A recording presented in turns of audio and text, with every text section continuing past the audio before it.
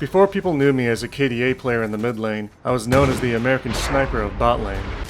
That started in 2016, when the reveal of Jhin was released. I remember seeing Jhin's leaked abilities on my phone during class in high school, and it was the long shot skill shots that did it for me. They weren't point and click abilities like Caitlyn's boring ultimate. Better off, Jhin had character that an edgelord like myself could appreciate. Behind every mask is another mask. For a while I was a Jhin main, making bot lane a war zone, but this war zone happened to be highly unpredictable. A clown fiesta, you could say. And even though I consider myself a joker, I'm no fucking clown. So here, let me tell you why I quit bot lane. I will be bashing support players a lot in this video, but it's nothing personal because I bash every role. What are you doing?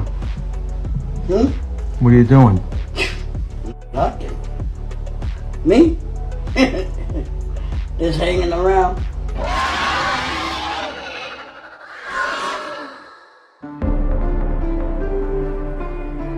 Autofill Supports. Having an autofill support is like being forced to partner up with that one kid in class who does nothing but socialize, and whenever he or she does try to contribute to the project, they somehow manage to fuck it up. It's common that whenever someone gets autofilled into support, they get this mentality that the game is already lost, since they can't 1v9 with their main role. This usually results in them trying to be an AP carry and locking in someone like Vel'Koz, Brand, or Lux. No, no, no, no, no, no, no, no, no, no!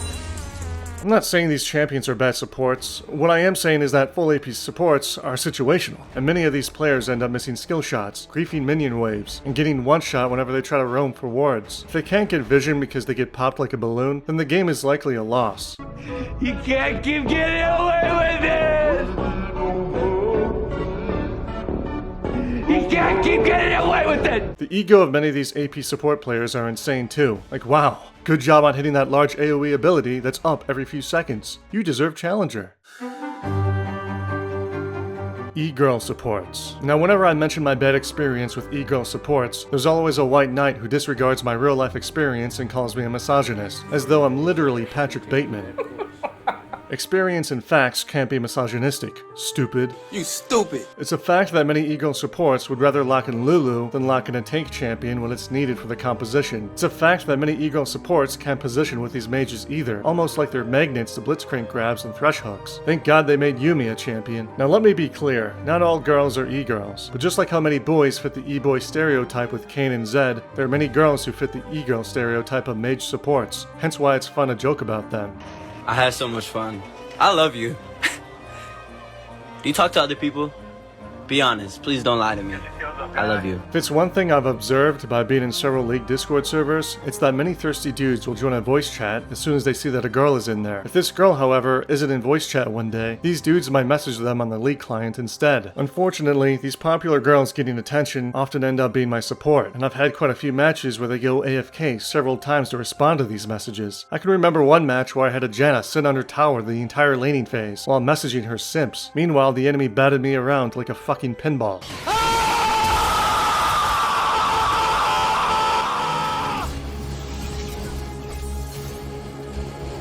In most matches, you're going to be a lower level compared to solo laners because you had to share bot lane with the support, resulting in less experience. And if your support can't back you up, you might have to forfeit minion gold, putting you further behind.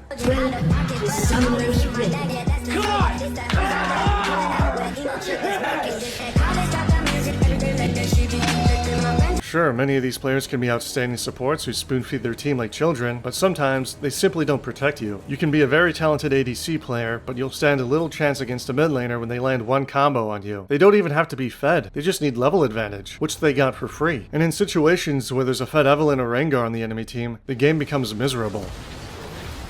What the fuck?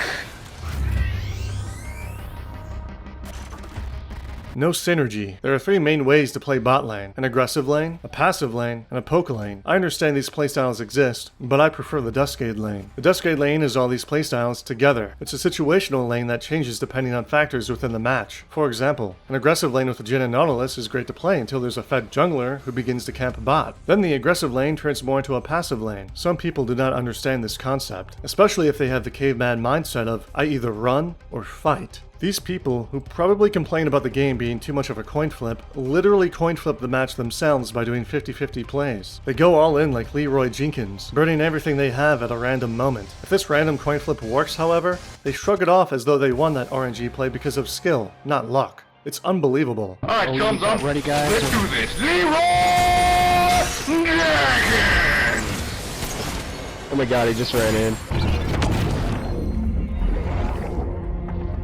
The next ADC released after Jhin was Kaisa, who was the meta for a long time. She had good DPS, great movement, dashes, and for the guys who spent too much time indoors, she was a female to look at for hours of gameplay, because it's not like they were going to interact with any other female in real life, other than their mom. Kaisa was an instant pick in high elo back then, and if you didn't play her, your LP gains as an ADC player were at stake. If you want to counter Riven with the Phantom Dancer shield, you can do that. If you want to counter Zed with Zanya's, you can do that. If you want to counter tanks getting on you and just output a lot of damage before you die, you can build GA. On top of that, she has easily one of the most overloaded kits in the game, with all of these different things in her abilities. I happened to be that one guy who didn't want to play her, as I just wanted to play Jhin. It was during this harsh state of the meta, on top of the other reasons I listed, that I decided to leave bot lane and start my journey to the mid lane, which is another story for a different time. My name is Duskade, and what are the reasons why you stopped playing a role? Let me know in the comments below.